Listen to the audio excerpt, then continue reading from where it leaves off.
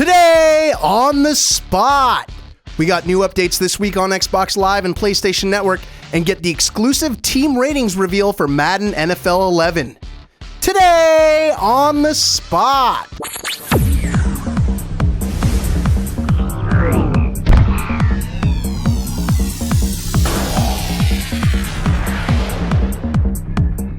Hey everyone, and welcome to another episode of Today on the Spot for Saturday, June 5th. I'm Sophia Tong, and I'm joined by Sean McInnes. You certainly are. Are you wearing the same shirt as the last show? Listen, laundry has become very expensive these days, and I just don't feel like I need to do it every single week. I think I'm gonna, go from doing laundry every week to doing laundry every month. And as a result, recycling shirts. Well, it looks somewhat clean, I guess. Also, pot, kettle, black, you're wearing the same shirt as well. I never left. Fair enough. So E3 is coming up, it's really busy. I mean, it's kind of quiet because all the publishers are kind of hiding from us, so we won't see any games until E3 shows up. But there's actually stuff going on in the game industry. Let's find out from the GameSpot news desk. Hello everyone, this is your GameSpot news update for Saturday, June 5th. I'm Eddie Macu, filling in for Brendan Sinclair, who fills in for Tom Magrino, who fills in for Tor Thorson. Deus Ex fans clamoring for a revolution will have to wait until 2011. Today, Square Enix dated Deus Ex Human Revolution, the first Deus Ex game since 2003, for a quote, early 2011 release window. As for the game, it will incorporate a human augmentation mechanic, allowing players to focus on stealth, combat, hacking, or even social interactions. Gamers outfitted with a neural jack can now download a new trailer directly to their brain. In other character-augmented news, Ubisoft teased an upcoming Assassin's Creed project with an Egyptian twist. A stylized image posted on Ubisoft's workshop website shows an assassin wearing familiar garb wielding a similarly familiar blood-soaked knife. It looks and smells like Assassin's Creed, so it probably is. Although speculation is certainly fun, Ubisoft has said the image has nothing to do with Assassin's Creed Brotherhood and strongly hinted that the teaser image is promoting a comic book offshoot. And because we're always thinking of our fathers and how to make their lives better, even if they didn't play catch with us, Amazon has listed a quote, Father's Day PlayStation 3 bundle with an HDMI cable and a copy of Little Big Planet Game of the Year edition packed in. Signs point to a June 12th release for $350, but that's a small price to pay for fatherly admiration and an HDMI cable, right? All right, that's it for today. For more on these stories and the rest of the top headlines, head to news.gamespot.com. Now that you guys are all caught up with the news, let's find out what's happening this week on the PlayStation Network. This week on PlayStation Network, the downloadable games section features Tecmo Bowl Throwback. For $9.99, players can download a remake of the classic Tecmo Super Bowl with the same rules and fast-paced gameplay as the original. Also for $9.99, Planet Mini Golf is available with 16 courses, online play, and the ability to create and share courses with other players. Download the demo and try it for free. New add-on game content comes your way this week for Dead to Rights Retribution. Priced at $4.99, the GAC Pack features 4 new modes of play, including the all-new Assault on 87th Precinct and Riot Control mode. On Assault on the 87th Precinct, players take control of 3 different types of GAC soldiers in their efforts to liberate Grant City's 87th Precinct. In Riot Control mode, players will fend off waves of GAC assault forces as Jack and Shadow, while playing for style and speed to achieve a maximum score. Also priced at $4.99, the Lost Planet 2 Map Pack No. 2 lets players explore 2 extra battlefields. Dockyard Battle takes the fight to the Overland Battleship construction site seen in Episode 4 of the campaign mode, while Frozen Wasteland is a remake that returns you to the frozen tundra of the original game's favorite fan map. A few notable game videos are also available for download this week. Be sure to check out the Call of Duty Black Ops debut teaser trailer, the Medal of Honor Leave a Message trailer, and the Little Big Planet 2 announcement trailer, among others. That's all the time we have. Be sure to tune in next time when we bring you the latest this week on PlayStation Network. All right, Sophia, as word has it around the office, you're like a huge, gigantic NFL football fan, right? Really? Well, my Madden IQ is actually pretty high compared to some editors in the office. That's fine. It's the NFL football. It's you run, you tackle a guy, you smash him to the ground, and that's the beauty of the sport. Now, today we've got a very special episode for you guys because we are exclusively unveiling the team ratings in Madden NFL 11. So if you've been wondering whether your team is going to be great or terrible in the game, you're in luck. Let's have a look at that piece right now. Hey, what's up, everyone? Brian Eckberg and Homer Rabar here. We're about to talk some Madden NFL 11. Madden NFL 11, baby. Football season right around the corner. No, it's not. That's the problem. We've got a whole summer's worth of baseball to get through. God, why'd you have to remind me? But in the meantime, we can talk some Madden. We can talk about football. That's right. Talk some Madden. We're going to talk some Madden NFL 11 with the ratings guru, the man behind all the team and player ratings, Donnie Moore from EA Sports is here to join us. Let's hook up with him right now and find out what's going on with team ratings in Madden NFL 11. Okay, Donnie, let's start it off with you telling us who is the top-rated team in Madden NFL 11. So the top-rated team in Madden NFL 11 is the New Orleans Saints at 92 overall. I mean, they got it all, right? They have one of the best offenses in the league with Drew Brees, and both those running backs, Pierre and Reggie, are just deadly. The receiving core, I mean, they go four deep. With Colson and Devry Speed and Robert Meacham, watch out for that guy this year. Jeremy Shockey's back. They have the best offensive line in football with Jahiri Evans, Stinchcomb. The Saints are loaded. I have to ask, you say the Saints are loaded, and they indeed are. They are the Super Bowl champions, but they took a 2-point rating decrease from last year's game. What's the thinking behind that? We kind of tweaked the scale a little bit. At the end of the last season, I'll take it back. So to start the season, the Saints obviously weren't the best team in Madden NFL 11, and I believe the top team last year was 92, if I'm not mistaken. Okay. So we try to keep that top where you start off about the same level. And, they won the Super Bowl. So by the end of the season, 94 is where they ended. They did lose Charles Grant, Scott Fujita. So they lost a couple guys. Their defenses got a little softer, I guess. And their linebacking core is still a pretty significant weakness aside from Jonathan Vilma. Well, there you go. There's the Saints at number 1, and right behind them is their opponent in the last Super Bowl. It's the Indianapolis Colts. Tell us about them, Donnie. Yeah, I mean, the Colts, they come in, they check in at 91 overall from Madden NFL 11. We all know about Peyton Manning. The guy is still 99. The guy is one of the best players, quarterbacks that's ever played. Their offense is top-notch. They have one of the best pass-rushing duos in football in Dwight Freeney and Robert Mathis. Their secondary, with Bob Sanders being knocked up, is a little weak, but they got some guys last year like Lacey and Gerard Powers who really stepped up at corner. So they're going to be a threat, like they always are. You got Reggie Wayne, you got Dallas Clark, who's almost another wide receiver out there. The Colts are just solid up and down the field.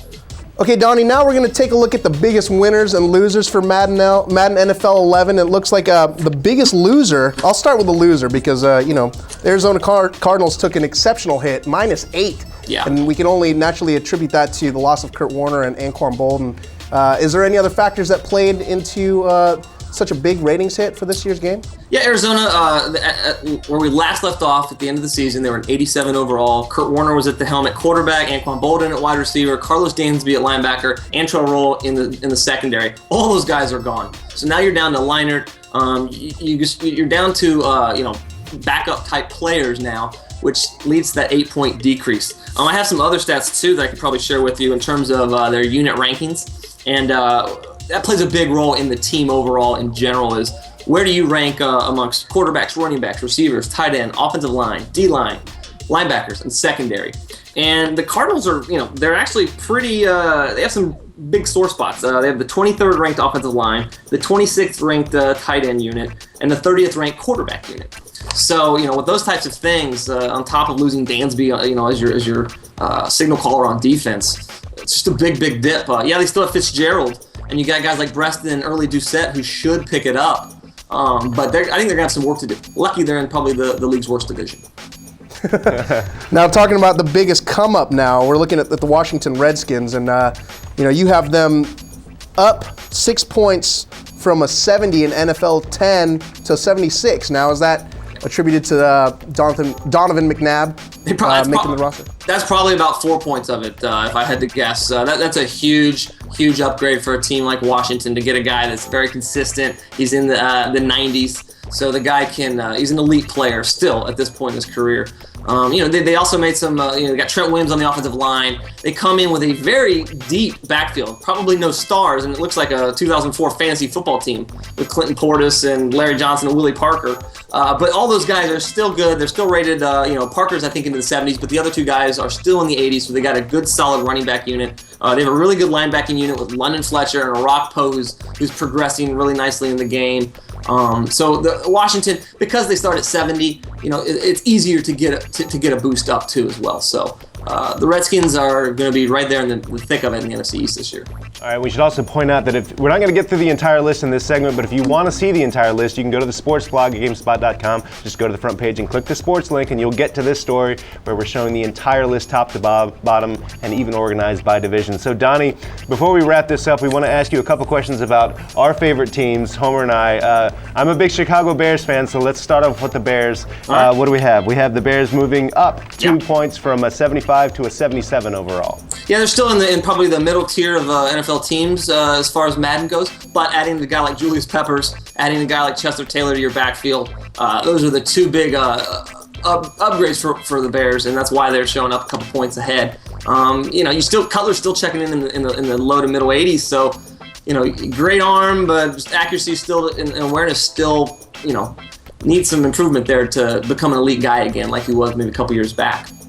Absolutely. All right, Homer. All right, so the big question that I have, obviously, is the Oakland Raiders made a huge effort to change the vibe in the locker room and got rid of probably the worst bust in NFL history, Jamarcus Russell. Now, I do notice we're still at the bottom of the division, AFC West. We're at 71. We saw no change despite picking up Mr. Campbell from Washington. Now, what's the deal? Is Al Davis the big looming presence why there was no change in Oakland, regardless of the roster? Yeah, I don't know what. Yeah, right. Until he leaves, then you get a plus 10. No, it's Oakland is a great video game team, right? Because Al Davis likes to build his team based on speed, and speed is a great equalizer in the video game world. But this year we have acceleration, agility, playing a much larger role in terms of with our new locomotion features. So you might not quite see the Oakland being as good as they have been in years past. So you're right, you got Campbell, so you get like about a 16, 17 point boost from Gradkowski. Russell's wasn't the starter, so Gradkowski at the end of the year was your guy. He's rated better. So you get a big boost there. You lose guys like you lose like Kirk Morrison. That's a little bit of a loss. You get McLean, so you lose a few points there, and you got a lot of upside for franchise mode. Everybody grab that guy in your in your franchise modes. He's going to progress really nicely. But Oakland's problem is they're not really elite anywhere. So I'm looking at their unit rankings. They have the 30th ranked running back unit, the 30th ranked wide receiver unit. And then you got like the 24th offensive line, the 21st defensive line, the 20th linebacker, and then the 14th best secondary. And the way we calculate that is like we took units, their top 6 players in the defensive secondary. So it was regardless, top 4 corners and then your safeties. So Oakland's a team. All right, well, we got some work to do. Yeah. We definitely have some work to do. I wouldn't be picking them this year. I like Kansas City, to be honest with you, better than Oakland. As far as bottom rung AFC West teams go. All right. Well, Donnie, thank you so much. I know these people take these ratings seriously, and we do too. We appreciate your time, Donnie. Thanks so much. We're looking forward to Madden. When's it coming out? Madden NFL 11, August 10th, 2010, in stores everywhere. There you go, Donnie. Thank you so much for your time. Nice talking to you guys. Well, there you go. That's a look at the team ratings in Madden NFL. I think Donnie Moore probably has the best job in video games. Yes, arguably. Arguably, he gets to watch football, yes, talk about football all day long, think about football all day long. Play a video game about football. And then play Madden all day long. Yeah, what a game. So you're surprised about your Raiders or what? I'm a little disappointed, obviously, because, I thought we had a good draft, but, they're all rookies. Yeah. We're rebuilding, whole new philosophy. You're rebuilding under Al Davis. Actually, no change is actually being really fair, being really generous. And you know what? These ratings change throughout the season, so if they have a good season, you never know what'll happen. Exactly, but that about does it for the Madden NFL team ratings reveal. On with the rest of the show. So there are a couple of XBLA titles that I'm really excited to this summer. There's Death Spank and like the new Monkey Island, but let's find out what's happening this week on Xbox Live. This week on Xbox Live, 2 game demos are available for download this week. The Blur multiplayer demo features competitive gameplay for up to 20 racers, 6 tracks, and different game modes. Konami's follow-up to the Xbox 360 Stabfest 99 Nights 2 is also available in the demo section. N3-2 offers up another adventure that finds a desperate collection of fighters, including heroes, nobles, and thieves, fighting to save the land from the forces of darkness. This week's arcade section features Snoopy Flying Ace for 800 Microsoft points. Players can take their avatar into aerial duels with Snoopy and the rest of the Peanuts gang in 9 different solo and team games and a hangar full of customizable planes and weapons. In games on demand, Medal of Honor Airborne and Soul Calibur 4 are available for download for $19.99. Take to the skies in Medal of Honor Airborne, where your choices will turn the tide of World War II. In the air, players control their parachute to select the landing spot that brings you the greatest strategic advantage. On the ground, explore the open, vertical environment for positions that will provide you a tactical edge against your enemies. The last chapter in the battle between the Spirit Sword Soul Calibur and the Curse Sword Soul Edge begins in Soul Calibur 4. GameSpot's nominee for Best Fighting Game of 2008 features a mix of old and new characters and stages, including Yoda. New game add-ons come your way for Modern Warfare 2, Dead to Rights Retribution, and 2010 FIFA World Cup. The Resurgence Pack for Modern Warfare 2 is priced at 1,200 Microsoft points and delivers 5 multiplayer maps, Carnival, an abandoned amusement park, Fuel, a massive oil refinery, Trailer Park, a maze-like mobile estate surrounded by war-torn debris, and 2 legendary maps from Call of Duty 4 Modern Warfare, including Strike and Vacant. A free flag-themed ball update comes to 2010 FIFA World Cup, where players can pick up themes for Saudi Arabia, Iran, Iraq, and Afghanistan. Priced at 400 Microsoft points, the GAC pack for Dead to Rights Retribution features 4 new modes of play, including the all-new Assault on the 87th Precinct and Riot Control mode. In Assault on the 87th Precinct, players take control of 3 different types of GAC soldiers in their efforts to liberate Grant City's 87th Precinct. In Riot Control mode, players will fend off waves of GAC assault forces as Jack and Shadow while playing for style and speed to achieve a maximum score. A few game trailers are available this week for download, including the Thornton trailer and music video for Alpha Protocol, and the Sweet Emotion launch trailer and the multiplayer overview for Blur. That's all the time we have. Be sure to tune in next time when we bring you the latest this week on Xbox Live. Well, folks, it's that time. It's that moment when we give away prizes at the end of the show. On this episode, we're giving away the Splinter Cell Conviction beanie, as well as a copy of the game. Sophia, am I wearing this hat correctly? Is this how the cool kids wear these?